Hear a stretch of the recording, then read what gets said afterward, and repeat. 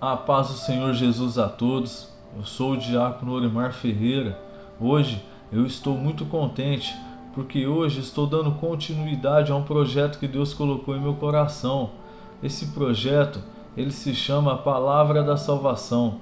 A Palavra da Salvação é simplesmente usar as redes sociais, YouTube, Facebook, Instagram, para poder compartilhar a palavra de Deus com você, para poder levar ela até a sua vida e juntos meditarmos na palavra de Deus, aprendermos e entendermos o que a palavra está querendo dizer conosco essa noite. Em nome do Senhor Jesus, a palavra da salvação, ela não é baseada sobre as minhas palavras, porque sobre as minhas palavras nada acontece, porque eu sou humano, fraco, falho e pecador.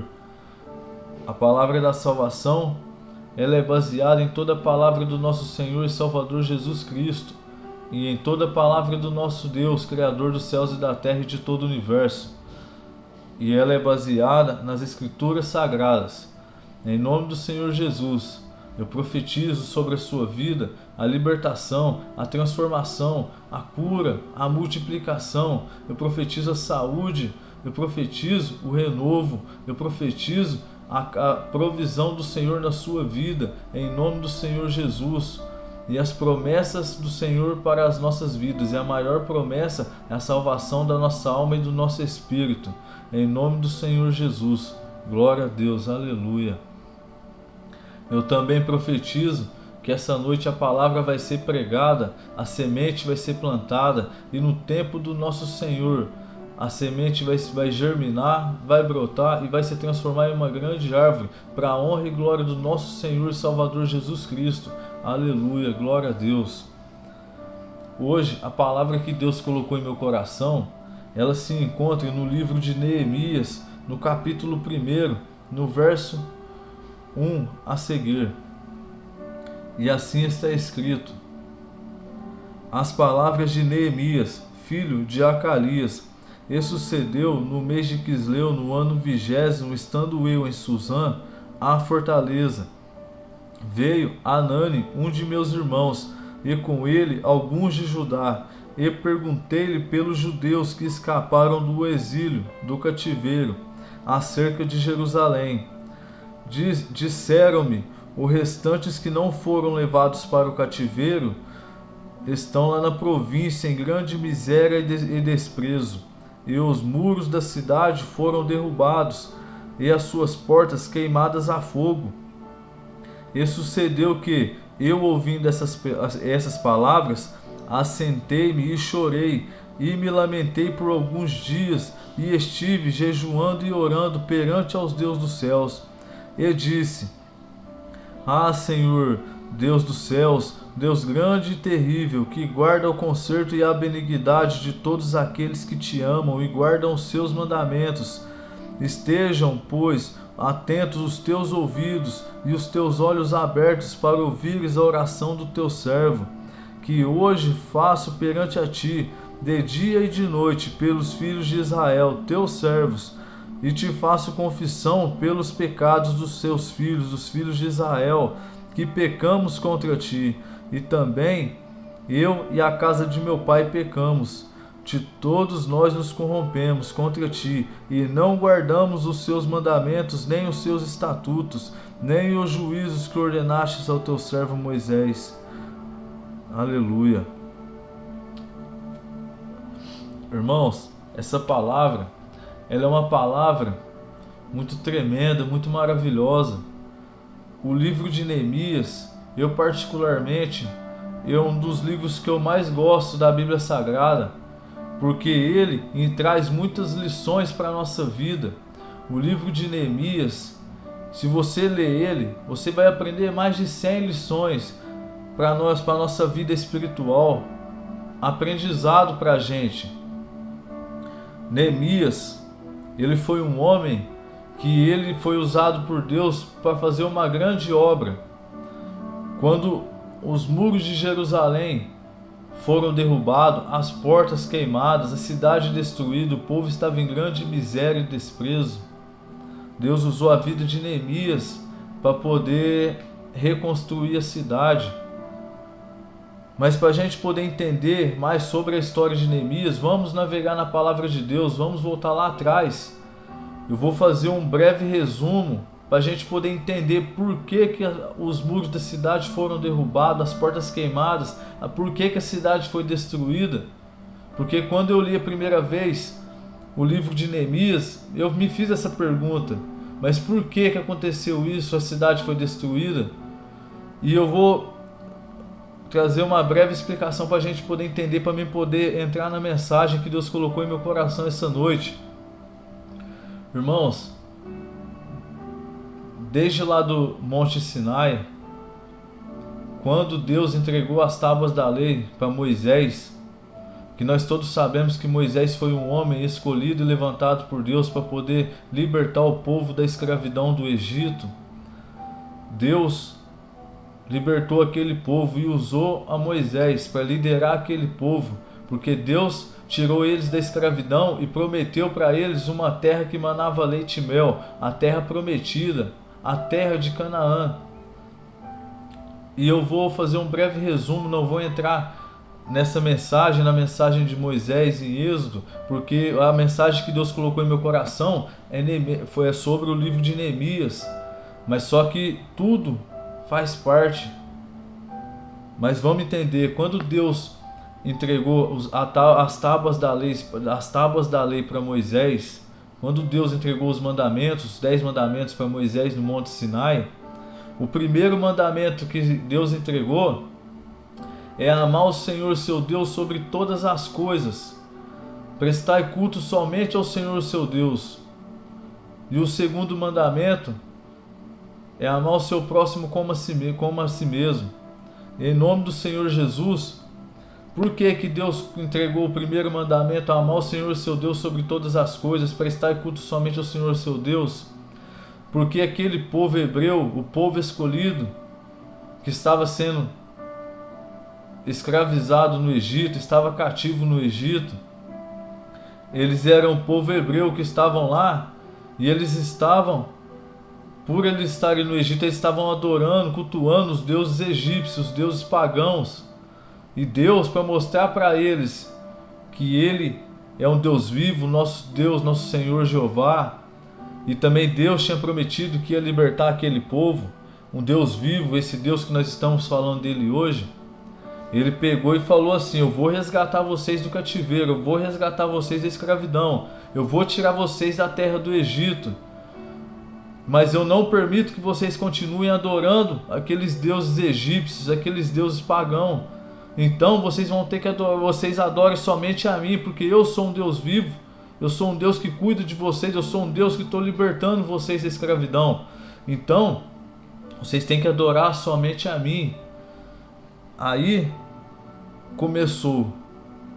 Depois Moisés enviou 12 espias até a terra de Canaã, a terra que Deus tinha prometido, para poder espiar aquela terra, para poder ver o que tinha lá, o que não tinha, para fazer um relatório, para chegar com um relatório diante de Moisés. E esses 12 espias partiram, e a palavra de Deus fala que eles ficaram 40 dias na terra de Canaã, espiando e fazendo o relatório. Aí eles retornaram. Quando eles retornaram, somente desses 12 espias confiaram que Deus poderia entregar aquela terra, porque aquela terra de Canaã, ela já era habitada, ela já tinha sido habitada, tinha os cananeus que eles viviam ali. Somente Josué e Caleb. E eles pegou e falou assim: não, aquela terra é muito boa, aquela terra, ela tem fontes de água, ela tem frutos, é uma terra muito boa. Eu tenho certeza que Deus vai entregar aquela terra em nossas mãos, porque Deus é fiel. Agora o povo, os outros 10, que eram 12 espias, somente Josué e Caleb que eles confiaram, eles ficaram 40 dias lá, e os 10 pegaram e falaram: não, aquela terra lá, não tem como a gente conquistar aquela terra, porque aquele povo lá, aqueles cananeus, eles são gigantes, aquilo lá é terra de gigante, eles vão esmagar a gente como gafanhotos. Deus tirou a gente do Egito para a gente morrer no deserto. Eles não confiaram em Deus. Eles se rebeliaram ali no deserto contra Deus, contra Moisés, não confiaram em Deus, que Deus falou que ia entregar aquela terra para aquele povo, que era o povo escolhido de Deus. Eles duvidaram. Os 10 espias duvidaram e começaram uma rebelião, colocaram o povo contra Moisés. Mesmo depois de Deus ter aberto o mar vermelho para eles passar, mesmo depois de Deus ter aberto o mar para eles passar, irmão, eles estavam duvidando do poder de Deus. Mesmo depois de Deus enviar o maná do céu para poder matar a fome daquele povo, eles estavam duvidando do poder de Deus.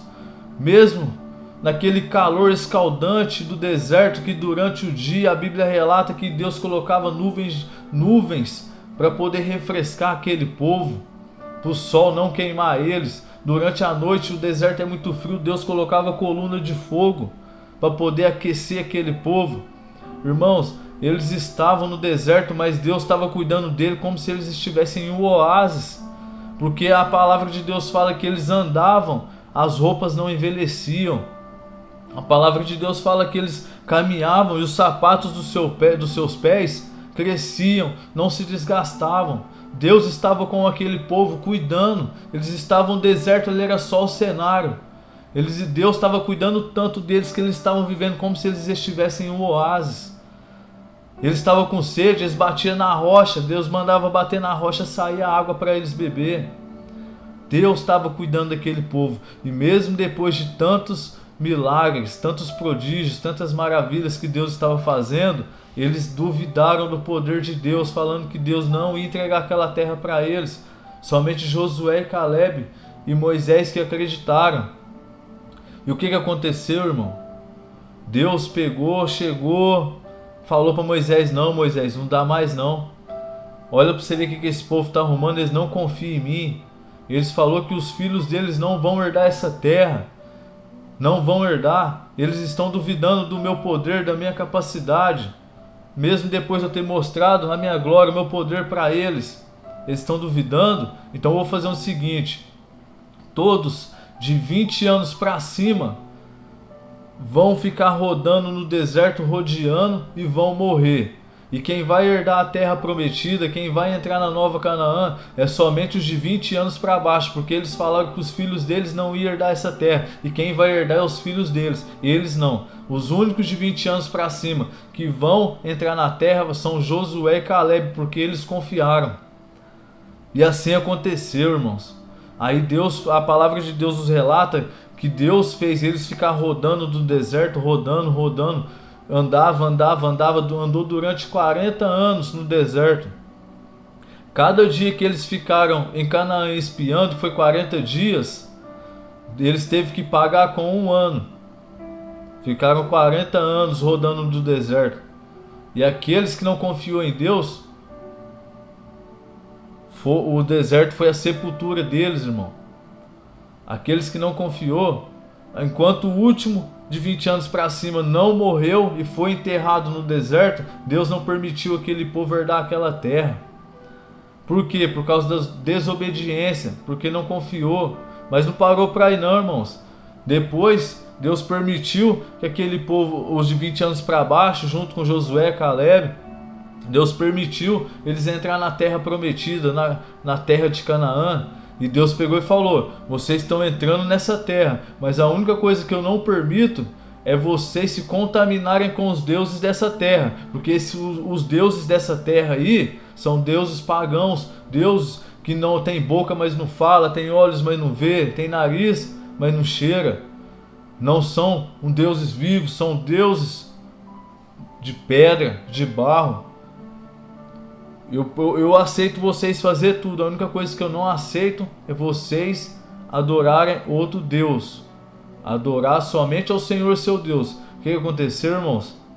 Aquele povo começou a se contaminar com os deuses daquela terra. Começaram alguns a adorar aqueles deuses. Mas Deus, com sua infinita misericórdia, eles pediam um líder, pediam um rei.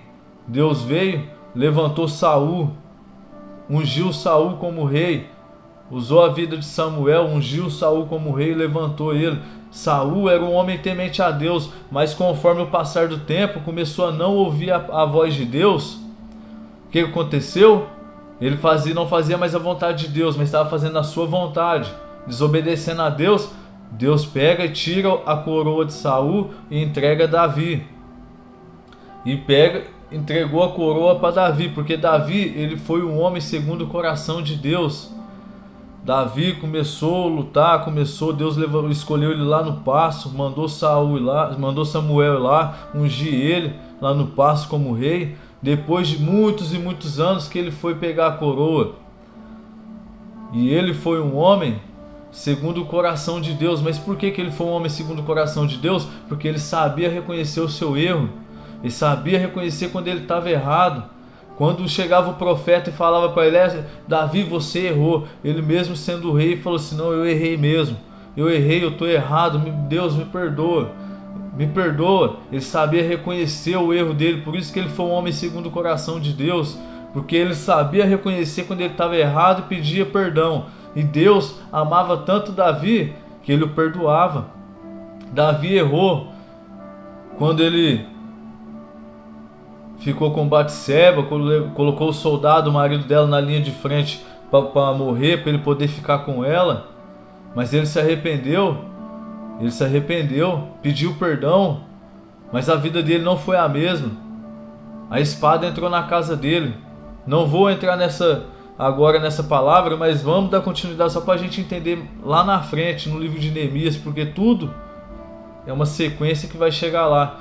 Depois, primeiro Deus levantou Saul, o povo hebreu pediu um rei. Deus levantou Saul. Saul desobedeceu a Deus, não obedecia mais a Deus. Deus levantou Davi. Davi errou, mas Deus amava tanto Davi que mesmo assim, mesmo ele ter errado, ainda não tirou a coroa da linhagem de Davi. Depois depois de Davi, Deus levantou Salomão. Salomão, ele foi um homem mais sábio que existiu na face da terra. Mas por quê? Porque Deus viu humildade nele. Ele pegou e falou: Salomão, você pode me pedir o que você quiser. Ele pegou e falou: Deus, me dá sabedoria para poder liderar o seu povo, para poder governar o seu povo. Deus se agradou tanto que deu sabedoria, também deu riquezas para ele. E ainda Salomão construiu um templo para Deus, um templo que Davi tinha projetado. Davi que ia construir esse templo, o templo de Jerusalém. Mas Deus não permitiu, porque falou que as mãos de Davi estavam manchadas de sangue, que ele era um guerreiro. Então ele pegou e falou: quem vai construir esse templo é seu filho, Salomão. Salomão construiu o templo de Jerusalém. E assim, irmãos, foi acontecendo. Salomão foi um homem muito sábio, mais sábio que a Bíblia nos relata. Só que ele errou em um ponto. Porque a Bíblia fala que Salomão ele se casou 700 vezes e teve 300 concubinas. E ele casava, irmão. Ele casava com uma mulher, não porque ele era mulherengo, porque foi uma estratégia que Deus deu para ele poder acumular riqueza. Naquele tempo você podia se casar mais de uma vez. Cada vez que ele se casava com uma mulher, o pai da mulher dava um dote para ele. E aquele dote servia para não ter guerras no reino. Aquele dote servia também para poder ir deixando o reino cada vez mais rico. E também servia a união dele e da mulher, servia para não haver guerras. E era uma estratégia que ele tinha. Mas só que ele pegou um dia, ele conheceu a rainha de Sabá. E a rainha de Sabá, ele se apaixonou. Até que o livro de Cantares descreve mais a rainha de Sabá e a história de Salomão e a rainha de Sabá. Ele amou ela como não amou nenhuma das outras mulheres, porque a essa mulher ele amou de verdade. E portanto que ele amou ela, ele permitiu se corromper. Ele começou a cultuar os deuses dela, e Deus não permitia isso. Deus não permite isso até hoje. Só existe um Deus. Deus quer que a gente cultua somente a Ele, porque Ele é o Deus vivo, o Deus verdadeiro. Mas não vou entrar muito nisso aí não, irmãos. Aí Deus pegou e viu que estava havendo idolatria, estava havendo que o povo estava cultuando falsos deuses. Deus falou que não ia permitir eles cultuar outros deuses. E aquele povo estava cultuando outros deuses. E Deus levantou profetas para poder falar que se eles não se arrependessem, parassem de ficar cultuando outros deuses, queimando incenso para outros deuses, sacrifício para deuses pagãos, se eles não se arrependessem, ia haver o juízo. Deus ia aplicar um juízo sobre aquela terra. Levantou Amós, Isaías, levantou Jeremias, levantou vários outros profetas para falar para aquele povo: se arrependam-se. Até Amós tem uma história muito forte, mas eu não vou entrar muito na história de Amós não, porque eu vou deixar para outro dia. Mas Deus pegou e falou: se aquele povo não se arrepender, Deus ia enviar fome e sede para aquela terra. Mas não fome de comida, nem sede de bebida, mas fome da palavra de Deus, sede da palavra de Deus. Que eles estavam cultuando outros deuses. O que Deus ia fazer? Deus ia arrancar a palavra dele. Deus ia tirar a palavra dele. Aquele povo ia caminhar de mar a mar, ia caminhar de um lado para o outro, e procurando a palavra de Deus, e não ia encontrar, porque eles não estavam dando valor. E aquele povo não deu ouvido. Aquele povo falou: não, Amós, para de profetizar aqui, vai profetizar para lá, nós não quer saber dessas palavras sua dura não. Nós não quer saber dessas palavras de conserto sua não, porque essa palavra o povo não vai suportar. Mas como que o povo não vai suportar uma palavra dura se é a palavra de Deus? Mas não vou entrar muito na história de Amós não, vamos continuar. Deus pegou e levantou os profetas, levantou Isaías, Jeremias, e eles pregavam: se vocês não se arrepender, vocês não parar com essa idolatria, Deus vai mandar o exílio, Deus vai mandar o juízo dele sobre essa terra, e essa terra vai ser destruída. Se arrependam-se, porque quando Deus está avisando que ele vai aplicar um juízo em cima dessa terra, se a gente se arrepender, ele pode voltar atrás pela misericórdia e a graça dele. Mas se vocês não se arrepender, vocês vão sofrer com a consequência. E aquele povo não dava ouvido à voz de Deus, não dava, irmãos. E o que aconteceu? Aconteceu que Deus permitiu o rei Nabucodonosor, o rei da Babilônia. Naquela época, naquele tempo, era o rei que estava mais poderoso ali naquele lugar. Ele pegou e veio, irmãos. Deus permitiu ele vir a Jerusalém. Ele entrou em Jerusalém, ele derrubou os muros, irmão. Ele derrubou os muros, ele queimou as portas, porque as portas da cidade tinham pedras preciosas nela, de enfeite, tinha lugar que tinha ouro. Eles queimavam as portas para derreter as joias, derreter o ouro, para poder levar embora para a terra dele. Eles veem, irmão, o rei Nabucodonosor veio, destruiu a cidade, destruiu as casas, destruiu os muros, queimou as portas. E aí não ficou por aí não. Você sabe o que ele fez? Ainda pegou aquele povo que morava em Jerusalém, levou eles tudo cativo, exilado. Levaram ele como escravo tudo para a Babilônia. E no meio que foi esse povo aí, no meio estava Daniel, Sadraque, Mesaque e Abednego. Estava no meio, irmãos, ainda crianças. Estava Ezequiel. Eles todos foram levados para a Babilônia. Eles todos foram cativos. E a palavra de Deus fala que esse cativeiro durou 70 anos. Eles sendo escravizados. E aquele pouco que ficou, eles não levou todo mundo não. Ele deixou um pouco na cidade, ainda um pouco de gente. Mas os que ficaram estavam em grande desprezo, em grande miséria, passando fome, necessidade. Não tinham o que comer, não tinham o que beber. Os muros da cidade destruídos, as portas queimadas, as casas destruídas. Mesma coisa de ter passado um rolo compressor sobre aquela cidade, ter destruído ela. O rei Nabucodonosor, Deus permitiu ele destruir a cidade. Destruiu. E nesse tempo, irmãos, o que aconteceu? Neemias estava lá na Pérsia. A palavra de Deus nos relata que Neemias ele era o copeiro do rei Artaxerxes. Ele era o copeiro do rei Artaxerxes. Irmãos, quando a gente fala o copeiro do rei, a gente imagina assim uma profissãozinha assim, ralé, né, irmãos? Mas não, o copeiro do rei naquele tempo era um cargo de alta confiança, de alta responsabilidade. Não era qualquer um que poderia ser o copeiro do rei. Sabe por quê? Porque o copeiro do rei, a vida do rei estava nas mãos daquela pessoa. Quando chegava um vinho, o copeiro provava para ver se estava envenenado. O copeiro morre, mas o rei não morre. O copeiro, e a palavra de Deus fala que o copeiro do rei, ele vivia bem, porque ele vivia no palácio junto com o rei, ao lado do rei. Neemias era o copeiro do rei, estava num cargo de confiança, mas ele era judeu. Ele era judeu, mas ele estava na Pérsia. Ele foi como escravo, mas Deus honrou ele lá e ele virou o copeiro do rei. Estava morando no palácio.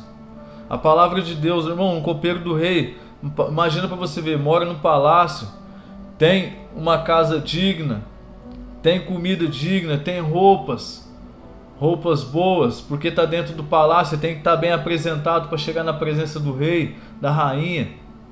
E a palavra de Deus, se você parar para analisar ela, para você estudar, fala que Neemias, ele era agradável aos olhos do rei e da rainha. Eles gostavam de Neemias. E ele estava lá com a sua vida tranquila, na Pérsia, dentro do palácio, vivendo. Estava sossegado, não tinha problema, não passava dificuldade, não passava fome. Mas aí, irmãos, a palavra de Deus nos relata que ele estava lá em Suzã, a fortaleza. Chegou Hanani, o seu irmão, e outros de Judá. E ele, quando viu Hanani, ele ficou muito feliz. Falou: meu irmão, que saudade que eu estou de você. Me fala agora, como que está o meu povo, como que está o nosso povo lá em Jerusalém? Hanani pegou e disse: o povo que não foi exilado, o povo que não foi levado cativo, o povo está em grande miséria e desprezo, está passando fome, necessidade. Os muros da cidade foram derrubados, as portas queimadas a fogo, as casas derrubadas, o povo foi levado escravizado, o povo está sofrendo.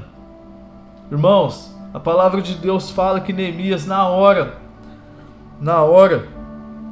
ele ouvindo essas palavras, se entristeceu muito, ele chorou e lamentou por alguns dias. E aí o que ele fez, o que ele foi fazer, irmãos, quando ele estava aflito? Mas vamos aqui voltar um pouquinho aqui, ó.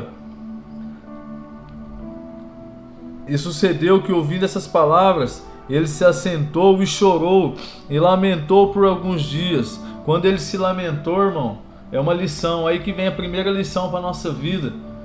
No tempo difícil, no tempo de adversidade, irmãos, a gente não pode deitar e ficar só reclamando, murmurando, não, irmãos. Aqui a palavra de Deus fala que ele chorou e se lamentou por muitos dias.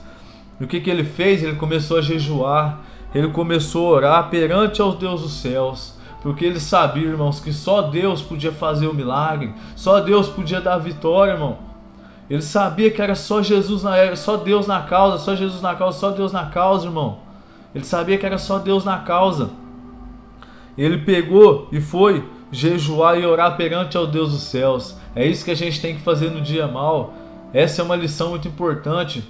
Quando a adversidade nos pegar, vamos jejuar, vamos orar, vamos clamar ao Senhor, vamos falar: Deus, só minha vida está nas suas mãos, eu preciso do Senhor, só o Senhor pode fazer o milagre. Mas vamos continuar. E Neemias disse: ah, Senhor, Deus dos céus, Deus grande e terrível, que guarda o conserto e a benignidade para aqueles que te amam e guardam os teus mandamentos. Irmãos, aqui ele está falando, o Deus é grande, mas ao mesmo tempo, Deus, ele é o Rei dos reis, Senhor dos senhores, médico dos médicos, advogado dos advogados, juiz dos juízes, Deus da guerra. Em 1 Samuel, no versículo 17, no capítulo 17, no verso 47, está escrito assim: saberá toda essa congregação que o Senhor salva, não com espada nem com lança, porque o Senhor é a guerra, é o Deus da guerra, é o Deus temível. Nosso Deus é o Deus todo-poderoso, irmão, que nós estamos falando dele aqui essa noite, bendizendo o nome dele, glorificando. Irmãos, e aqui ele disse que Deus guarda Deus guarda o conserto, guarda os que tenta se consertar. Então conserta a benignidade para com ele, e que amam e guardam os teus mandamentos, irmão. Se você guarda os mandamentos de Deus e aplica ele na sua vida, irmão, você está debaixo das asas de Deus. Deus está te guardando. E ele disse mais, estejam, pois, atentos os teus ouvidos e os teus olhos abertos para ouvires a oração do seu servo. Ele está aqui, você está percebendo, irmão? Vocês estão percebendo o que Neemias está fazendo aqui, irmãos? Neemias, ele começou a jejuar, orar e a clamar no dia da aflição, no dia da angústia, que ele se sentiu atribulado. Ele começou a clamar, ele começou a jejuar, ele começou a orar, começou a bendizer Deus, o nome de Deus, glorificar o nome de Deus, Deus grande, Deus terrível, que guarda aqueles que amam os seus mandamentos. Ele está clamando a Deus. E ele fala mais, que estejam abertos, estejam atentos os teus ouvidos e os teus olhos abertos para ouvir a oração do seu servo, que eu hoje faço perante a ti, de dia e de noite. Olha, irmãos, ele estava orando sem cessar. Ele estava orando de dia, estava orando à noite, estava clamando a Deus de dia, estava clamando a Deus de manhã, estava clamando a Deus de madrugada, clamando a Deus à noite. Aqui isso aqui nos ensina, irmão, que a oração é a chave da vitória. É a oração que inclina os ouvidos de Deus para nós. Sem oração não tem vitória, irmão. Sem oração não tem transformação. Sem oração não tem libertação. Sem oração não tem milagre, irmão. Porque Deus, ele sabe até quantos fios de cabelo tem na sua cabeça. Mas ele quer ouvir da sua boca. Ele quer que você se humilhe perante a ele. Você se humilhe debaixo da potente mão de Deus. Somente debaixo da mão dele. Somente de Deus. A palavra de Deus fala assim, ó. Quem se humilha será exaltado. Aqui, Neemias está se humilhando perante a Deus. E ele vai ser exaltado, irmão. Assim, a gente aprende outra lição. Está passando por luta, por prova, dificuldade, se humilhe diante de Deus, que você será exaltado aqui nessa terra.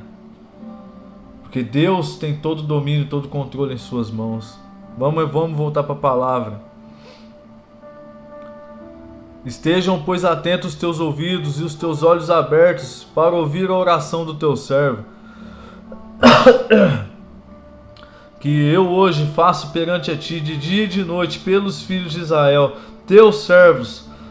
Faço confissão pelos nossos pecados, filhos de Israel, dos filhos de Israel, que pecamos contra ti. Também pequei, e a casa de meu pai também pecamos. Irmãos, olha só que lição maravilhosa. Você lembra que eu comentei um pouquinho no começo que o pecado, que a desobediência começou desde lá atrás. Eu falei, irmãos, que começou ali quando mandou os 12 espias para a terra de Canaã, e só 2 confiaram e 10 não. Mas na verdade, se você navegar na Bíblia, desde que eles estavam lá no Monte Sinai, quando Moisés subiu, que Deus entregou as tábuas da lei para ele com os mandamentos, o povo lá embaixo fez um bezerro de ouro, começou a adorar uma imagem. Ali começou o erro, irmão. Quando eles fez aquele bezerro de ouro, começou a adorar ele, cultuar ele, porque eles queriam um Deus que ele podia ver. E aquele bezerro para eles começou a fazer com ele como se ele fosse Deus. Ali começou o erro. Irmãos, Neemias estava lá? Não estava lá. Porque isso aconteceu há centenas e centenas, muitas centenas de anos antes. Mas aqui, irmãos, nós vemos aqui Neemias como um intercessor. E também sendo altruísta, irmãos. O que é o altruísmo? O altruísmo, quando ele fala assim, ó: eu faço confissão pelos pecados dos filhos de Israel, que pecamos contra ti. Também eu e a casa de meu pai pecamos. Irmãos, ele está se incluindo no meio do povo pecador. Ele está sentindo a dor daquele povo, sendo que ele não tinha pecado, ele estava em Suzã, ele estava na Pérsia, e está se incluindo, falando que ele também pecou. Isso é uma pessoa altruísta. O que é altruísmo, irmão? O altruísmo é o segundo mandamento da palavra de Deus: amar o próximo como a si mesmo. Quando você está amando o próximo a si mesmo, você está sendo uma pessoa altruísta. Neemias, para mim, é uma das pessoas mais altruístas da Bíblia Sagrada.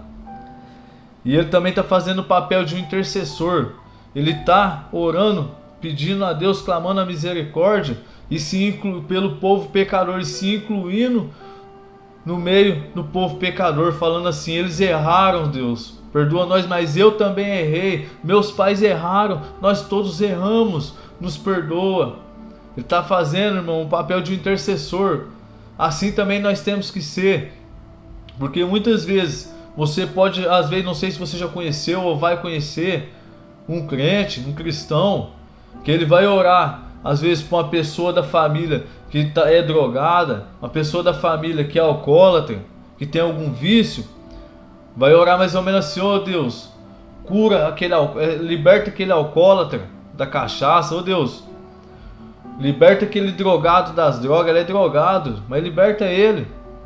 Não é isso, isso não é um intercessor, irmão. O intercessor é você sentir a dor do próximo. O intercessor é você se colocar no lugar do próximo. Isso é um intercessor. É você falar: Deus, ele está nas drogas, mas liberta ele, porque eu não sou melhor do que ele. Não é porque eu estou buscando a sua presença que eu sou melhor do que ninguém, porque eu não sou. Nós somos todos iguais. Ele peca, eu peco, nós pecamos, nós somos humanos. Nós somos falhos. Perfeito é só o Senhor Deus, só o Senhor Jesus e o Espírito Santo. Deus, aquele homem está na cachaça, está nas drogas, liberta ele, Pai, pela sua graça, sua misericórdia. Porque ele está pecando, mas eu também pequei, eu também peco. Eu não sou melhor do que ele porque eu estou pregando para ele. Eu não sou melhor do que ele porque eu estou glorificando o seu nome, porque a mesma obra que o Senhor tem na minha vida tem na vida dele, só basta ele abrir o coração. Eu não sou melhor do que ele. Liberta ele, meu Pai, mas não para o meu nome ser glorificado, mas faz a transformação, a libertação na vida dele, para a honra e glória do Senhor Jesus, para o seu nome ser glorificado, não o meu. Esse, irmãos, é o papel de um intercessor. Esse é o papel de um intercessor, em nome de Jesus. E aqui ele continua: de todos nós nos corrompemos contra ti, não guardamos os seus mandamentos, nem os seus estatutos, nem os juízos que ordenaste ao teu servo Moisés. Aleluia. Deus é maravilhoso, irmão.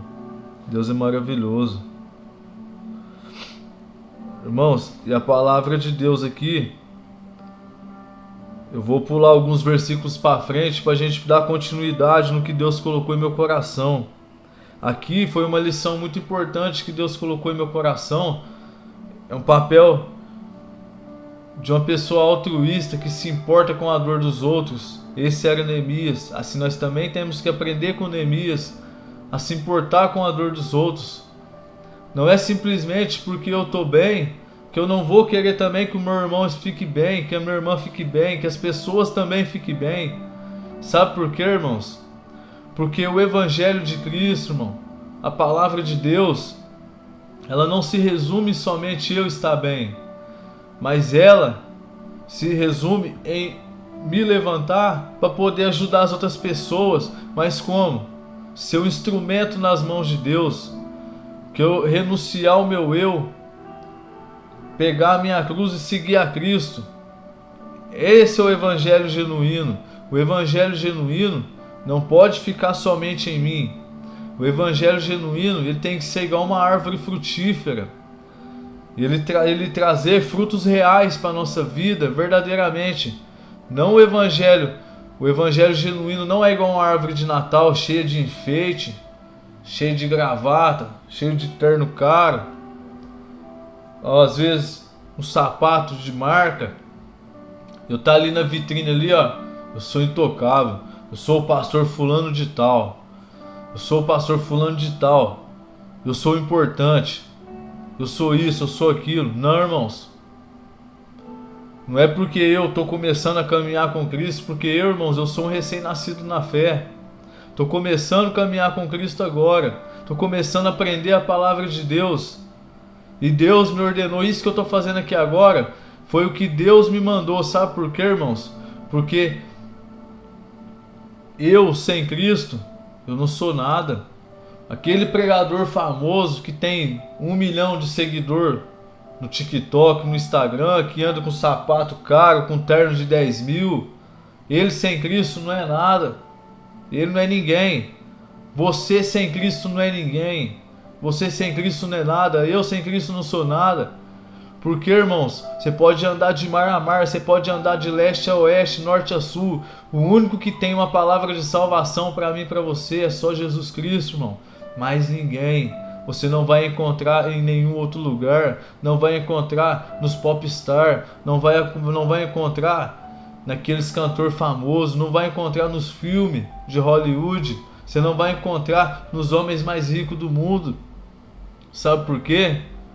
Porque o reino dele não é nessa terra, irmão. A gente tem que aprender com Jesus que o reino dele não é nessa terra. Ele morreu na cruz para nos mostrar o caminho da salvação e mostrar que é capaz, é possível, irmão, é possível a gente chegar até o céu. Porque só existe 2 caminhos, irmãos, não tem 3 caminhos, ou é o céu ou é o inferno.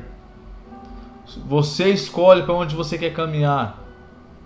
Deus te deu livre-arbítrio. Muitos falam assim: ah, Deus me deu livre-arbítrio, eu não quero saber de Deus, quero saber de curtir balada, droga, carro, dinheiro, status, fama, luxo, poder, mulher.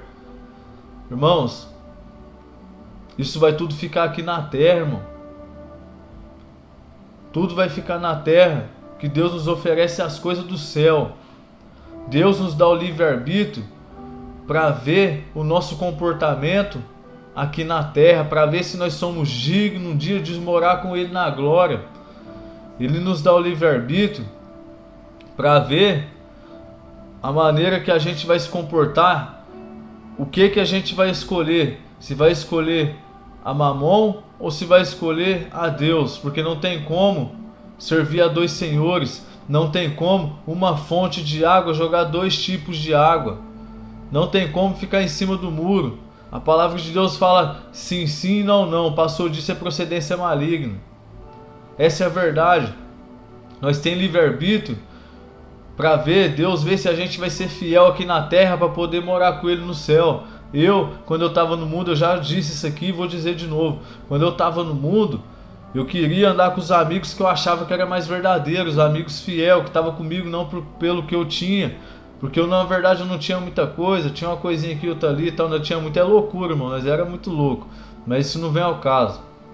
Mas eu queria andar com os verdadeiros, eu queria andar com os parceiros fiel, eu queria andar com aqueles que estavam comigo, não pelo que eu tinha a oferecer, mas pelo quem eu era. Assim é Deus. Deus dá o livre-arbítrio pra gente aqui na terra, para ver se a gente vai ser fiel, porque Ele só vai querer do lado dele no céu os fiel, os verdadeiros, aqueles que estão aqui na terra, mas não tentou não andar se contaminando com o que tem na terra, porque isso aqui da terra, irmão, vai ficar aqui.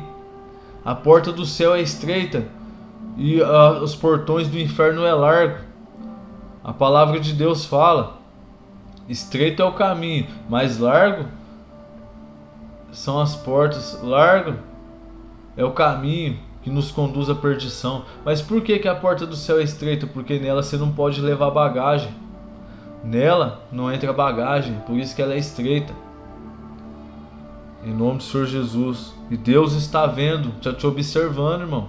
Deus está te dando corda. Deus está dando corda para mim. Está dando corda para você. Para ver o que nós somos capazes de fazer. Para ver até onde nós podemos chegar. Ou na palavra dele, na vontade dele ou na vontade do diabo, na vontade do inimigo. Deus está te observando para ver se você é digno, se eu sou digno de um dia morar com Ele no céu. Por isso Ele nos dá livre-arbítrio. Irmãos, mas se você não está no caminho de Deus, não se entristeça. Sabe por quê? Se você está vendo esse vídeo, se você está escutando essas palavras, você está vivo. Enquanto tem vida, tem esperança. Enquanto tem vida, tem transformação. Enquanto tem vida, tem libertação. Enquanto tem vida, tem restauração. Enquanto tem vida, tem esperança. Só depende de você. Só depende de você, irmão. Deus não tem um milagre para entregar na sua vida. Sabe por quê? Deus, Ele conhece você desde o seu nascimento até o dia da sua morte. Ou seja, o seu milagre já foi projetado. O seu milagre já foi feito. Deus não está preparando o milagre para a sua vida. Ele vai preparar você para receber o milagre. Porque Deus te conhece melhor do que você mesmo. Deus não está preparando nada para você. Não está preparando o milagre para a sua vida, não. Deus está te preparando para você receber o milagre em nome do Senhor Jesus. Enquanto tem vida, tem esperança de transformação, de arrependimento, de mudança, novidade de vida, viver nos caminhos do Senhor, porque só Ele é digno de toda honra, toda glória e todo louvor. Vamos voltar para a mensagem. Irmãos, a palavra de Deus fala, a palavra de Deus nos relata que, aleluia, glória a Deus, aleluia, Jesus. A palavra de Deus nos relata, irmão, que Neemias, depois dele ter orado e jejuado, depois dele, durante dias, depois dele ter se humilhado perante a Deus, a palavra de Deus fala que Neemias teve um dia que ele chegou perante ao rei Artaxerxes com o semblante entristecido. E a palavra de Deus fala que o rei percebeu na hora, e o rei pegou e disse para ele: Neemias, você está com o semblante triste, abatido. Essa tristeza, ela só pode vir da alma e do coração. O que está acontecendo com você? Que você está triste, você está abatido? Ele pegou e disse: Senhor rei, como que eu não estaria triste se a terra do sepulcro de meus pais, onde meus pais estão enterrados, ela está em ruínas, ela está destruída, ela está com os muros derrubados, ela está com as portas queimadas? Como eu não estaria triste se o meu povo está passando fome, eles estão em grande desprezo e miséria? Como eu não estaria triste se o meu povo está sofrendo? A cidade está toda destruída, o povo está em miséria. Eu estou aqui, mas eu estou pensando neles lá. E nesse exato momento, irmãos, a palavra de Deus nos relata que o Deus fala assim, que o rei fala assim: mas o que você quer que eu faça? A palavra de Deus fala que Neemias, olhando no olho do rei, ele abaixou o semblante, orou e pediu ao Deus do céu que Deus estivesse com ele naquela causa, ali naquele momento. Pegou e orou e disse: eu quero pedir ao rei que o Senhor permita eu ir até lá para me poder ajudar o meu povo. O rei pegou e disse: tá bem, Neemias, tá bom, pode ir, eu permito você ir. Mas aí ele pegou e falou assim: mas eu digo mais, eu também quero pedir ao rei cartas para me passar através do rio Eufrates, passar a fronteira da Pérsia até Jerusalém, até a terra de Judá. Eu vou precisar de cartas, cartas do rei, para eles não me barrar, para mim poder chegar até lá. Ele falou: não, Neemias, eu vou te dar as cartas para você poder atravessar de um país para outro. E ele disse mais, irmãos, aí outro ensinamento. Ele pegou e disse mais, ele falou assim, eu também peço que o Senhor me dê uma carta para me entregar para Asaf, o guarda da floresta do rei, para que ele me dê madeira para me poder reconstruir as portas da cidade, para me poder reconstruir as casas, para me poder reconstruir a casa que eu vou ficar. Ele falou assim, não, eu vou te dar a carta também para Asaf te dar a madeira que você precisa. Irmão, se fosse no dia de hoje, muitos iam olhar para Neemias e iam falar assim, mas que sujeitinho, mas que caboclinho folgado, hein? Esse Neemias é folgado demais. Olha só para você ver, ele me pede para me poder deixar ele, liberar ele do serviço para ele ir para Jerusalém para poder ajudar o povo dele, eu deixei. Aí ele vai, ainda me pede cartas para poder atravessar o rio Eufrates, atravessar a fronteira de um país para outro, sem ninguém barrar ele, carta branca.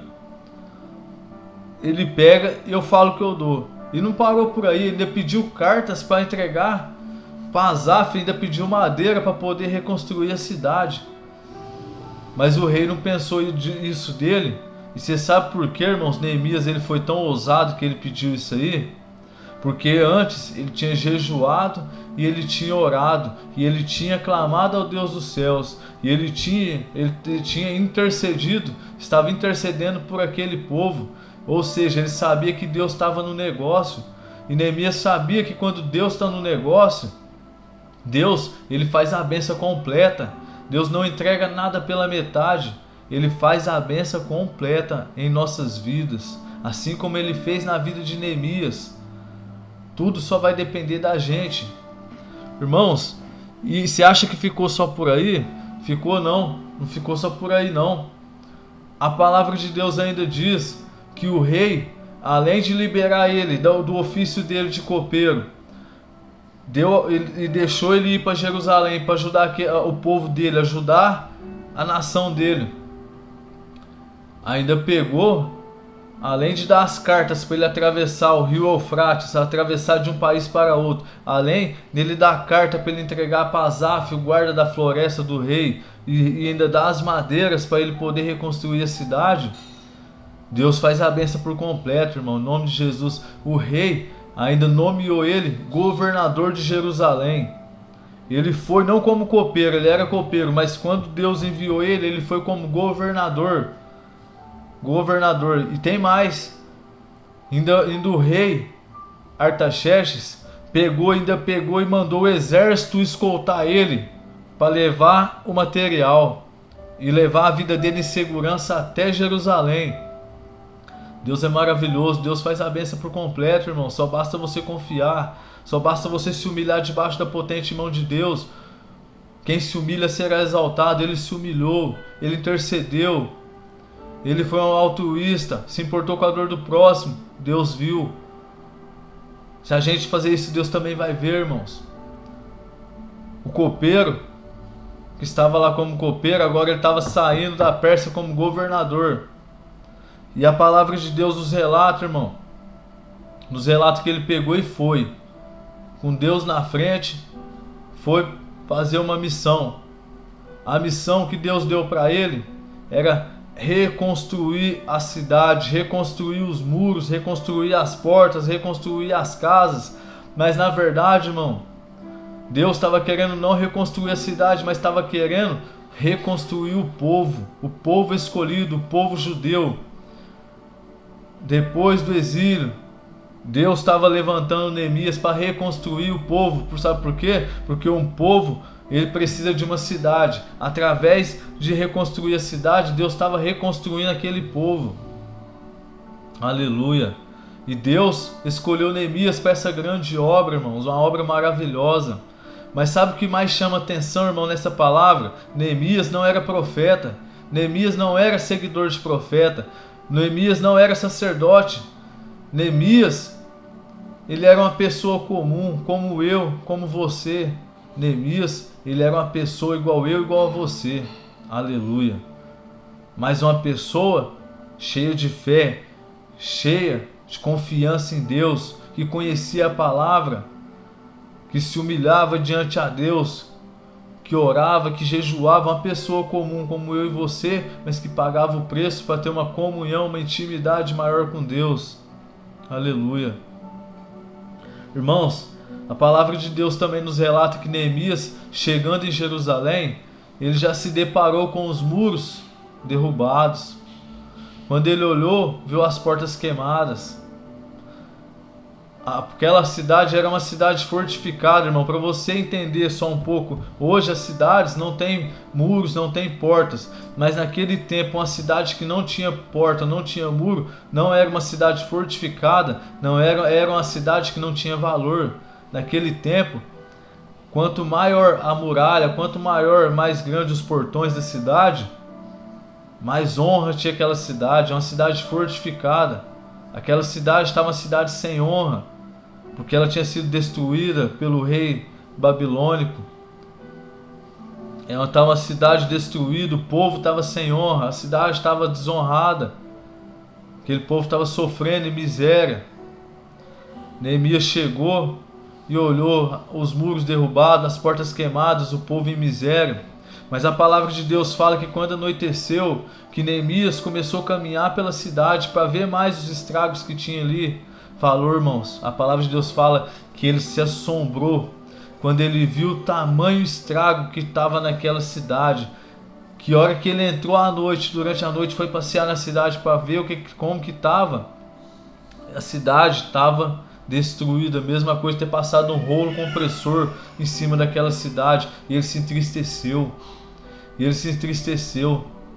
Aí ele começou a entender por que Deus mexeu tanto com ele, para ele ir lá e reconstruir aquela cidade, reconstruir a honra daquelas pessoas, a honra daquele povo. E a palavra de Deus nos relata, irmão, aí já é no capítulo 4, ela nos relata, vou até ler aqui, que no outro dia ele reuniu as pessoas. E disse, ele falou assim: eu vim aqui para nós poder fazer uma obra, para a gente poder reconstruir essas muralhas, poder reconstruir as portas da cidade, reconstruir as casas, restaurar essa cidade, restaurar o povo. Mas sozinho eu não sou capaz de fazer uma grande obra. Sozinho eu não sou capaz de fazer essa obra. Eu preciso de ajuda. Eu preciso da ajuda de vocês. Eu sei que todos aqui estão passando em miséria. Eu sei que todos aqui estão em grande desprezo. Eu sei que muitos estão passando fome, sede, necessidade. Mas aqui, irmãos, eu venho pedir a ajuda de vocês, porque Deus colocou em meu coração que quando nós deixar os nossos problemas de lado e começarmos a trabalhar na grande obra do Senhor que Deus colocou em meu coração, a gente vai trabalhar para Deus e Deus vai trabalhar por nós.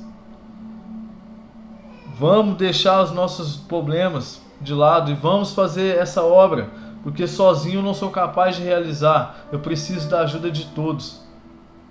Irmãos, lembre-se que aquele povo era um povo que estava em miséria, um povo que estava em desprezo, um povo que estava passando fome, necessidade.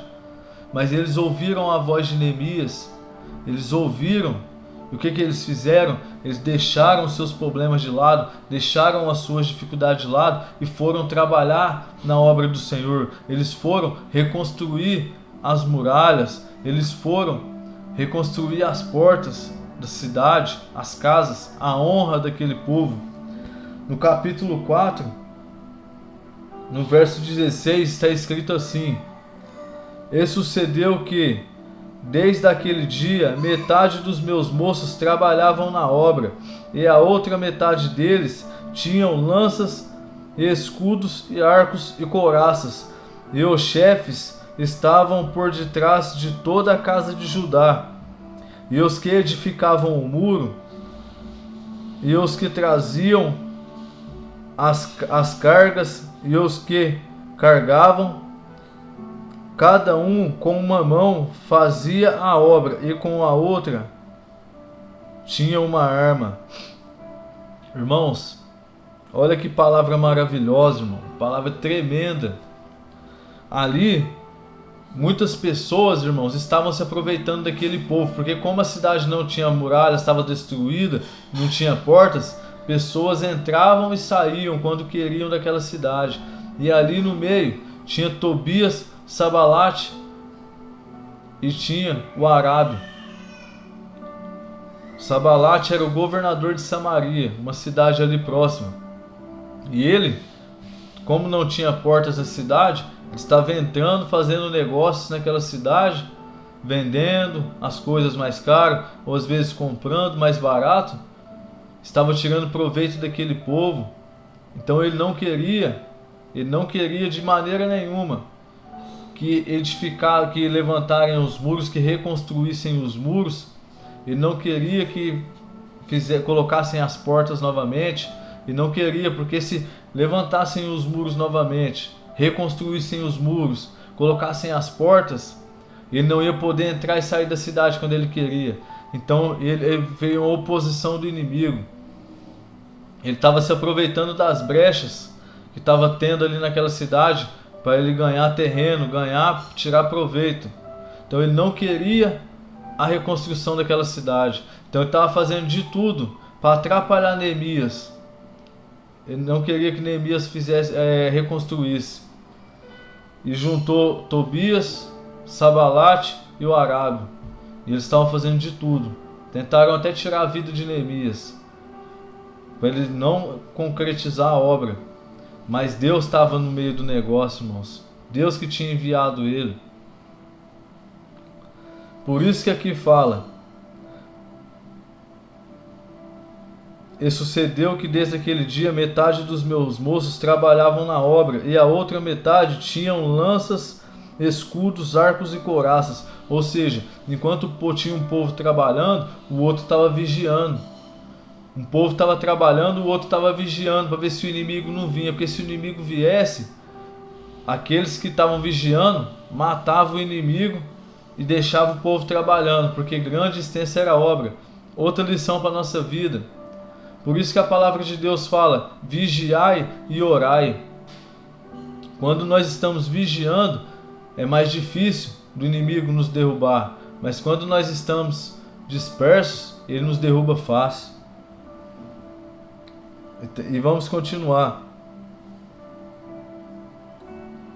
E os que edificavam o muro, e os que traziam as cargas, cada um com uma mão fazia uma obra, e a outra obra tinha, cada um com uma mão fazia a obra, e na outra mão tinha uma arma. Vixe, irmão, difícil, mas é possível. As pessoas estavam carregando os blocos para colocar no muro, e naquele tempo os blocos eram de pedra, não era esses tijolinhos de hoje não, blocos de pedra. E com uma mão estavam empurrando, com a outra estava segurando uma espada. Ou seja, eu estou trabalhando. Se o inimigo aparecer que eu dou uma espadada no olho dele, dou uma espadada na cara dele, eu mato ele e continuo trabalhando. Eu não paro, persistência. É difícil, mas é possível. Hoje também é assim, irmãos. Hoje eu estou aqui pregando para você, eu estou trabalhando para Deus, porque eu não quero mais viver, eu quero que Cristo viva em mim, que tudo seja para a obra, para a honra e a glória de Deus. Estou tirando esse tempo da minha vida para a gente compartilhar a palavra de Deus, a palavra da salvação, porque é através da palavra que te cura, que te salva, te liberta. Eu estou com uma mão, estou trabalhando, com a outra mão estou segurando a espada. A palavra de Deus é a espada do Espírito, irmão. Ela nos defende das armadilhas de Satanás. Por isso que está escrito: conhecereis a verdade e a verdade vos libertará. A palavra de Deus é a espada do Espírito. Eu estou trabalhando, mas estou armado com a espada na minha mão. Aleluia. E os edificadores, cada um trazia uma espada cingida nos lombos, e edificavam, e tocavam trombeta,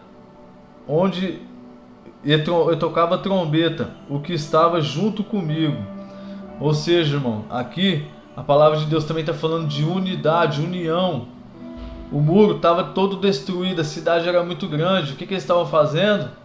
Eles estavam construindo onde era mais prioridade, onde tinha mais prioridade de fazer o conserto nos muros, ou seja, tinha um lugar do muro que dava para fazer alguns reparos. Reparava aqui, colocava um bloco ali, outro ali, o cimento, a massa, faziam reparos, mas tinha um lugar dos muros que ia ter que ser reconstruído do zero, porque estavam totalmente destruídos. Assim, irmão, é a nossa vida. Muro é proteção. Muro traz proteção. A presença de Deus na nossa vida traz proteção. O discernimento espiritual traz proteção. O discernimento espiritual traz proteção. O conhecimento da palavra traz proteção para a nossa vida. Tem coisas da nossa vida, irmão, se a gente quiser servir a Deus, a gente consegue fazer alguns reparos, mas tem certas situações, certas coisas na nossa vida que vai ter que ser reconstruída do zero. Isso que a palavra está dizendo. Tem coisas que não tem como, vai ter que ser reconstruído do zero. Em nome do Senhor Jesus. E disse aos nobres e aos magistrados e ao resto do povo: grande e extensa é a obra, e nós estamos apartados do muro, longe um dos outros. No lugar onde ouvir o som da buzina, ali vos ajuntareis conosco, e Deus pelejará por nós. Aleluia. Irmãos, aqui está falando de prioridade. Tinha muitos lugares para ser reconstruído, mas aonde que eles iam trabalhar? Onde era mais prioridade. Onde que hoje é mais prioridade, irmão? Na sua vida? Onde hoje é mais prioridade? Onde hoje na sua vida tem que ter uma atenção especial? E aqui a palavra de Deus fala também de união no mesmo versículo. Ora, onde vocês ouviram o som da buzina, ali a gente vamos se ajuntar, porque juntos, nós unidos somos mais fortes. Nós separados, nós somos mais fracos. Nós separados é mais fácil do inimigo nos derrubar, nos destruir, mas juntos nós somos mais fortes, unidos somos mais fortes. E aqui é uma parte muito linda. Onde ouvir o som da buzina, ali vos ajuntareis conosco, e o nosso Deus pelejará por nós. Irmãos, ele estava ali fazendo aquela obra, os inimigos querendo vir matar eles, destruir ele, mas eles não estavam sozinhos. Deus estava com eles, irmãos. Deus estava com eles. Deus estava ali, guardando, protegendo, e Deus ia pelejar por eles, irmãos. Aqui, eles estavam vivendo guerra carnal, guerra humana. Hoje, nós vivemos guerra espiritual. Hoje, o diabo também está doido para ceifar nós. O diabo está doido para nos destruir. Está doido para a gente ficar no pecado. Doido para a gente fazer as vontades da carne. Para ele não ir sozinho para o lago de fogo e enxofre. Para ele não queimar sozinho por toda a eternidade. O diabo quer nos destruir. Hoje a gente está vivendo uma guerra espiritual todos os dias. A gente tem que entender que o evangelho é guerra, irmão. É uma guerra espiritual. O evangelho, não existe evangelho cor-de-rosa, irmão. Se a Barbie se converter, ela muda de cor. Entendeu? Não existe evangelho cor-de-rosa. Evangelho, quando você aceita o Senhor Jesus como único e suficiente Salvador, e você larga o seu assento para começar a batalhar com Cristo, aprenda uma coisa: Deus está te chamando, você entregou sua vida, não foi para você ser bebezinho de Cristo, não, irmão. Não foi para você ser bebezinho de Deus, guti, guti, guti, gugu, dada. Não, irmãos. Não. Deus, Ele não chama covarde. Deus, Ele chama só os valentes. Ele chama os destemidos para lutar essa guerra, irmão. Sabe por quê? Porque quando nós aceitamos o Senhor Jesus como único e suficiente Salvador, passamos pelas águas do batismo, nós nos tornamos soldados do exército celestial, o exército de Cristo. Mas vai lutar contra quem? Aprenda, irmão, contra quem você tem que lutar.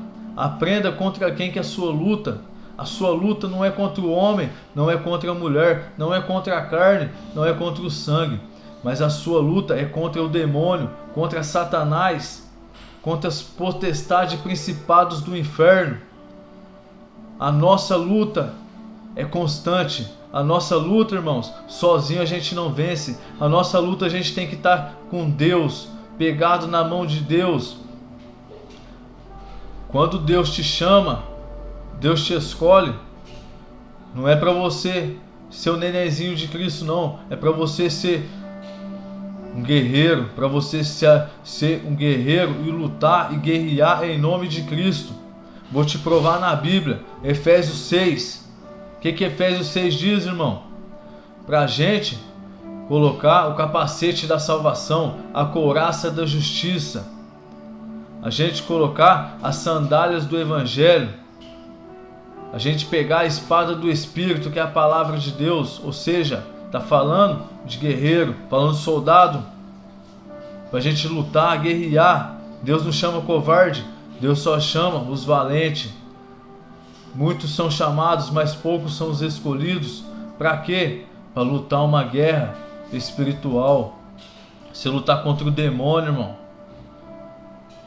Eu antigamente, eu curtia um som, curtia um rap, Oitavo Anjo, e falava, irmão, eu não me escondo atrás da Bíblia. Na verdade, irmão, nós não estamos se escondendo atrás da Bíblia. Sabe por quê? Porque o diabo está se escondendo atrás do pecado. O diabo está se escondendo e querendo fazer a gente acreditar que a vida mundana que a gente leva é uma vida normal. Uma vida de droga, de crime, uma vida de falar mal da vida dos outros, uma vida de brigar, uma vida de discussão. Não é isso que Deus tem para mim e para você, não, irmão. Deus tem coisa melhor para a gente. A nossa luta não é contra a carne nem contra o sangue, mas é contra o Satanás, o diabo. E ele não está sozinho, com ele tem as potestades e os principados do inferno, os anjos caídos, os demônios. Mas nós também não estamos sozinhos. Com nós, maior é quem está em nós, maior é quem está com nós do que com ele, porque nós não estamos sozinhos, nós temos Deus, nós temos Jesus Cristo, nós temos o Espírito Santo. E não precisa de mais nada, irmão, só precisa de nós pagar o preço. O preço já foi pago. O sangue de Jesus foi derramado na cruz para pagar os meus e os seus pecados. O que a gente tem que fazer é se colocar na posição e aprender da palavra de Deus. Porque a palavra de Deus, irmão, está escrito: conhecereis a verdade vos libertará. E se você começar a aprender a palavra de Deus, irmão, você vai ver o tanto que o quanto a palavra de Deus é tremenda, maravilhosa. Você vai ver a vida com outros olhos. Quando você se tornar um soldado de Cristo, irmão, você vai ver que essa terra tudo é passageiro. Tá vendo essa matéria? Essa carne? Essa mão? Irmãos, a palavra de Deus fala em Gênesis que nós somos menos que a terra, irmão. Mas como assim? Porque nós não fomos feitos, Deus não formou a gente da terra. Ele formou a gente do pó da terra, menos que a terra, o pó da terra. Mas o importante não é a nossa carne, o importante não é nosso espírito. Perdão, irmãos, falei errado. O importante não é a nossa carne, o importante é o nosso espírito, irmão. O que tem valor para Deus é o nosso espírito. E você acha que você não vale nada, você acha que você não tem valor, as pessoas te falam que você não vale nada, as pessoas falam que você não tem valor. Irmãos, você tem valor sim para Deus. Você tem tanto valor que a palavra de Deus fala que mais vale uma alma salva do que o mundo inteiro perdido. Hoje, irmãos, temos mais de 8 bilhões de pessoas no mundo. O que é um no meio de 8 bilhões? Para Deus você tem valor, Deus está te vendo, Deus te enxerga. Mas tudo só depende de você dar o primeiro passo para Cristo. Irmãos, eu quero encerrar porque essa mensagem, irmão, se eu for falar tudo que está aqui, que Deus colocou no meu coração, eu vou ficar aqui até amanhã. Porque a melhor coisa que tem no mundo é falar sobre a palavra de Deus. Sabe por quê, irmãos? Nosso corpo precisa do alimento, o arroz, o feijão, a verdura, a água. Mas a palavra de Deus é o alimento do nosso espírito, é o que nutre o nosso espírito. A palavra de Deus é o que nos mantém de pé. O próprio Senhor Jesus disse: nem só de pão viverá o homem, mas sim de toda palavra que sai da boca de Deus. Aleluia. Irmãos, aqui está escrito, vamos voltar para a palavra, que as horas não esperam. No lugar onde ouvir o som da buzina, ali vos ajuntarei conosco, o nosso Deus pelejará por nós.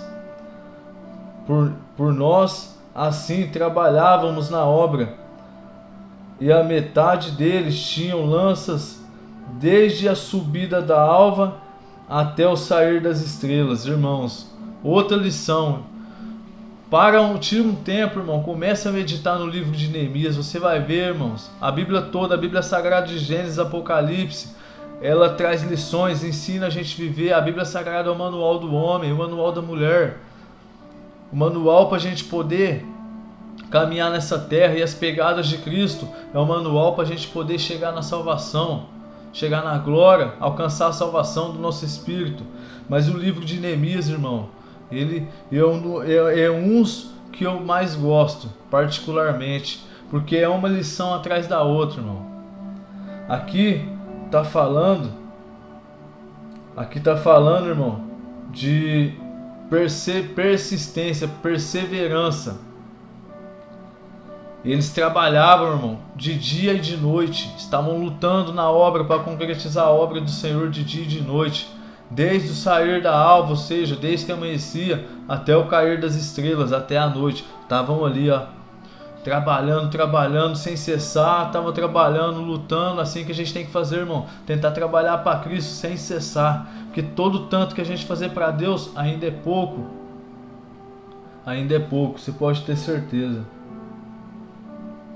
Também naquele tempo disse ao povo: cada um com o seu moço fique em Jerusalém, para que de noite nós sirvam de guarda e de dia na obra.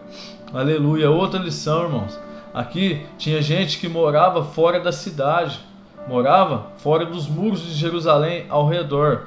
E aqui Neemias falou: não, irmãos, nós estamos vivendo uma guerra. Não sai para fora não, porque para fora você vai ser uma presa fácil para o inimigo. Vamos ficar unidos aqui dentro. Aqui dentro nós temos uns aos outros, e também nós temos Deus que vai pelejar por nós, vai nos guardar. Vamos confiar nele. Vamos ficar junto, a união.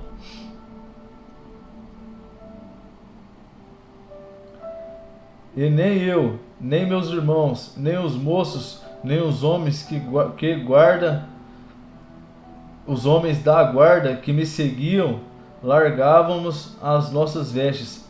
Cada um ia com suas armas e a sua água.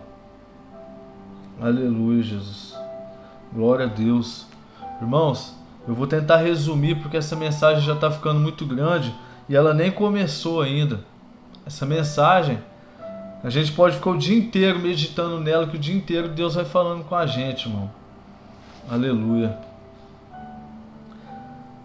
Irmãos, a palavra de Deus nos relata que ali eles estavam trabalhando, lutando com a direção de Deus, Neemias no controle, lutando sem cessar, guerreando para reconstruir aquela cidade, as muralhas, reconstruir os portões, reconstruir as casas. Mas na verdade Deus estava reconstruindo um povo, porque um povo necessitava de uma casa, necessitava de uma cidade. Deus estava reconstruindo a honra daquele povo, estava reconstruindo a dignidade daquele povo, através de reconstruir a cidade. Irmãos, no começo, Tobias, Sabalate e o Arábio, eles estavam fazendo de tudo para poder destruir Neemias, para poder impedir a obra. A palavra de Deus fala que eles pagaram até um falso profeta que chama Samaías. Eles pagaram ele, porque naquele tempo, irmão, no tempo da lei, quem poderia entrar no templo sagrado, era só profeta, levita, que era da tribo de Levi, e sacerdote. Pessoas comuns como eu e você, nós não poderíamos entrar no templo. Se nós entrássemos no templo, nós morreríamos no templo. Aí chegou Samaías, o profeta renomado, conhecido no meio do povo de Deus como profeta, e disse a Neemias: Neemias, essa noite eles vão entrar aqui e vão te matar. Eles vão assassinar você para poder cessar a obra, mas eu quero salvar a sua vida. Eu quero te salvar. Vamos comigo para o meio do templo, porque lá nós estaremos seguros. Lá ninguém vai te fazer mal. Por isso, irmão, é importante o conhecimento da palavra e o discernimento espiritual. Porque o conhecimento da palavra Neemias tinha, e ele sabia que uma pessoa comum não poderia entrar no meio do templo, senão seria morta. E o discernimento espiritual, ele pegou e falou assim para Samaías, falou assim: mas espera aí, você está me chamando eu para me ir para o meio do templo? Se eu for para o meio do templo eu vou morrer, porque eu não sou profeta, eu não sou da tribo de Levi, eu não sou sacerdote. Aí no mesmo momento veio o discernimento espiritual. Ele pegou e falou assim: Samaías era profeta, mas eu percebi que não era Deus falando na boca dele, porque Deus jamais ia contradizer a sua palavra, porque uma coisa que Deus zela é a sua palavra para que ela se cumpra. Deus zela a sua palavra de dia e de noite. Deus não é fiel a mim, Deus não é fiel a você, Deus é fiel à palavra dele. Deus vai ser fiel a mim e a você até o momento que nós estivermos caminhando debaixo da palavra dele, caminhando e vivendo a palavra dele, caminhando e vivendo os estatutos dele. Em nome de Jesus. Irmãos, aí naquele mesmo momento o discernimento espiritual disse a Neemias, falou, e aí eu percebi que não era Deus falando na boca dele, mas sim que ele tinha se vendido. Sabalate tinha comprado Semaías para poder tentar me levar para o meio do templo para me morrer. E ele pegou e falou: eu não vou. E você se corrompeu e saiu. Irmãos, eu vou resumir aqui para encerrar essa mensagem, que ela tem muito mais lições, mas a hora não espera, e essa mensagem já está ficando meio comprida, mas ela é tremenda demais. Se eu fosse falar tudo aqui que Deus colocou no meu coração, eu ficaria até amanhã. Mas para resumir, irmãos, Tobias e o Arábio chegou a um certo ponto que com mais ou menos poucos dias, uns 45 dias mais ou menos de trabalho, a muralha já estava praticamente quase pronta. E aquela muralha, ela demoraria anos para ser reconstruída. Os portões, junto com os portões e com as casas, para reconstruir a cidade, as muralhas, os portões e as casas, ia demorar mais de anos. E com poucos dias, mais ou menos 40, 45 dias, eles viram que estava praticamente quase tudo pronto. Aí Tobias e o Arábio falou para, como é que o homem chama mesmo? Para Sabalate, que era o governador de Samaria, falou assim: não, melhor a gente deixar Neemias, deixa ele, porque ele não está sozinho nessa. Deus está com ele. Porque é impossível, em tão pouco tempo, a obra está quase concretizada, não tem como. É Deus que está no comando. Se nós se intrometer no meio, se nós ficar se opondo contra Neemias, Deus vai ter que enfrentar o Deus dele. E eu não quero enfrentar o Deus dele não. Deixa ele terminar, porque Deus está no negócio. Aí Sabalate, que era governador de Samaria, falou: não, nós tem que destruir ele, nós tem que matar ele, nós tem que dar um jeito. E ele falou, aí os dois, o Arábio e Tobias, falou: não, eu tô fora, se você quer fazer isso, faz sozinho, e eu não vou contra o Deus dele, porque o Deus dele é o Deus do impossível. É impossível uma muralha ser reconstruída em tão pouco tempo. Irmãos, para a honra e glória do Senhor Jesus, a palavra de Deus nos relata que aquela muralha, não só a muralha, os portões, as casas, tudo ali, irmãos, foi reconstruído com apenas 52 dias, irmão. Aleluia. Mas ela foi reconstruída em 52 dias, mas ela demoraria muitos e muitos anos para reconstruir uma obra daquele tamanho, irmãos. Uma obra muito grande. Deus estava no negócio, Deus estava na vida deles, estava ajudando a reconstruir a honra daquele povo, reconstruir a dignidade daquele povo, reconstruir as famílias, reconstruir a cidade. Deus estava devolvendo a dignidade para aquele povo. Deus estava no negócio que a obra que demoraria anos foi reconstruída em apenas 52 dias, irmão. Milagre de Deus. É um milagre.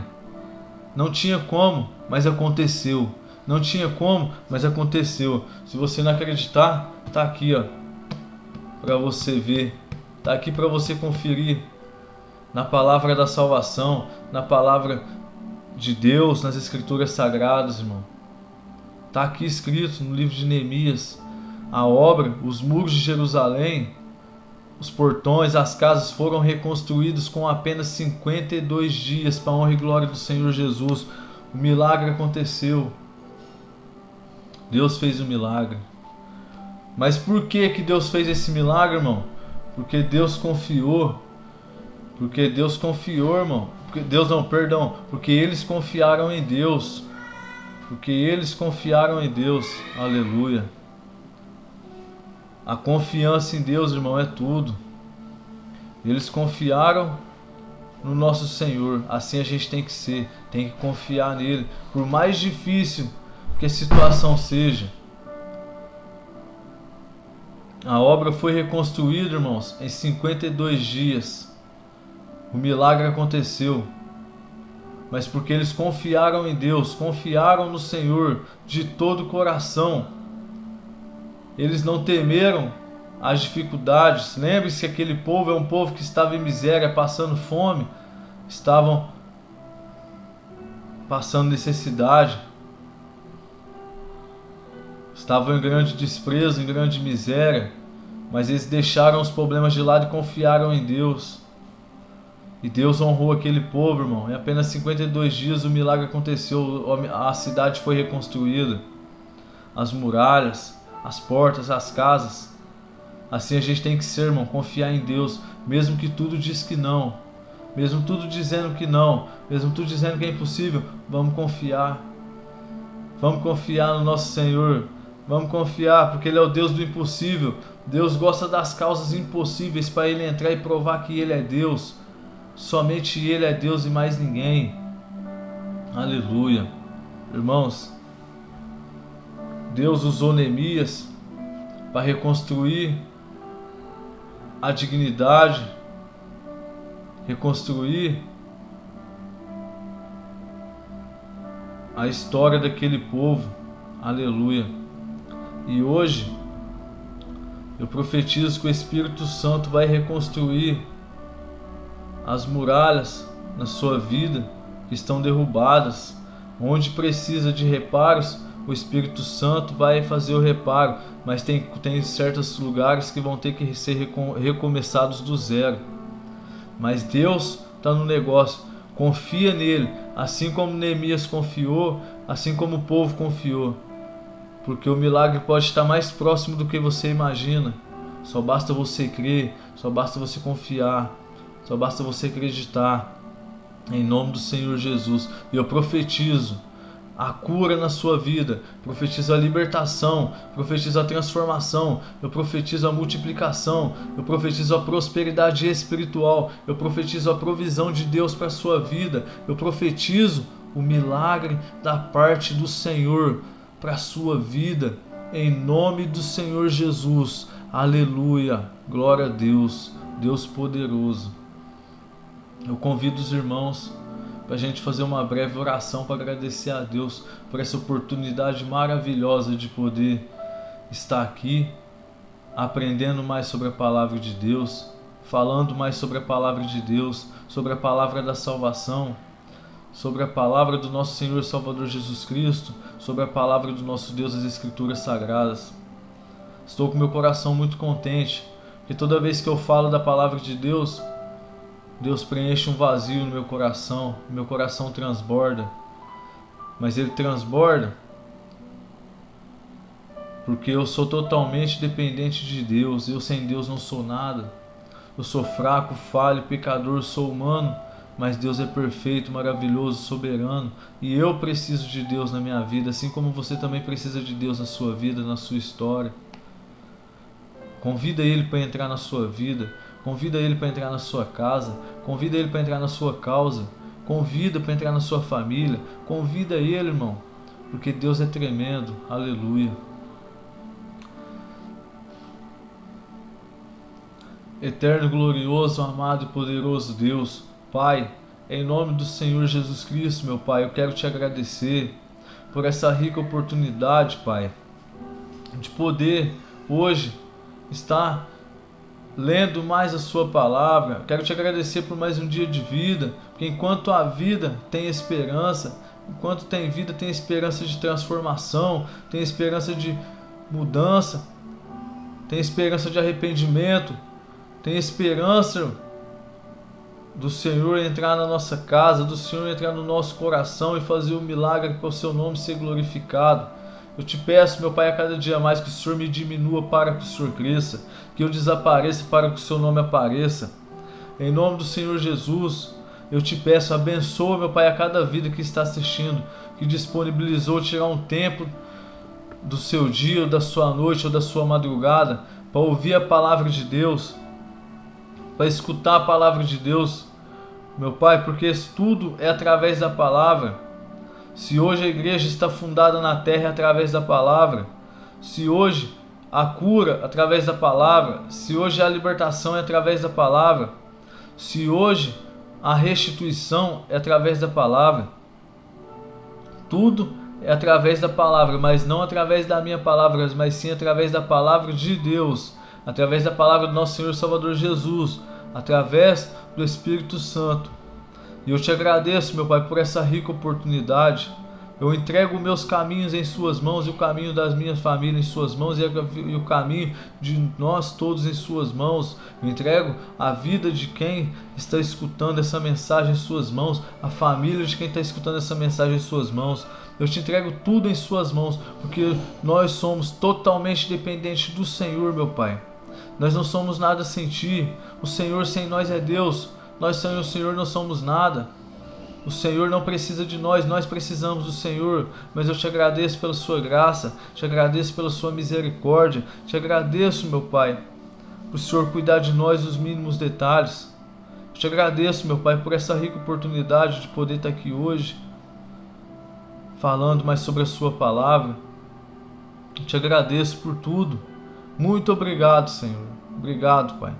Em nome de Jesus, nos abençoa, nos guarda, nos protege, nos livra de todo mal, porque só o Senhor pode. Aleluia. Eu Te agradeço e Te entrego em nome do Senhor Jesus. Amém, Jesus. Amém. Irmãos, vou ficar por aqui. Eu peço que o Espírito Santo de Deus venha falar mais em cada coração, para a honra e glória do Senhor Jesus. E em nome do Senhor Jesus, em nome do Senhor Jesus. Fala tchau do vídeo pro pai. Ô, filha.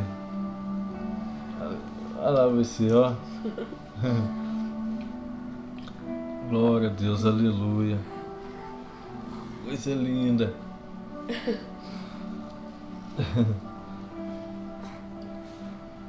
Princesa. Irmãos, que todos fiquem com a paz do Senhor Jesus. Tenham uma boa noite. Eu não sei qual horário que vocês estão assistindo, mas tenham um bom dia, uma boa tarde, uma boa noite ou uma boa madrugada. Que o Espírito Santo fale mais os corações e que Deus abençoe a cada um e abençoe as nossas vidas e as vidas das nossas famílias. Em nome do Senhor Jesus, para a honra e glória do Senhor Jesus. Amém. A paz do Senhor.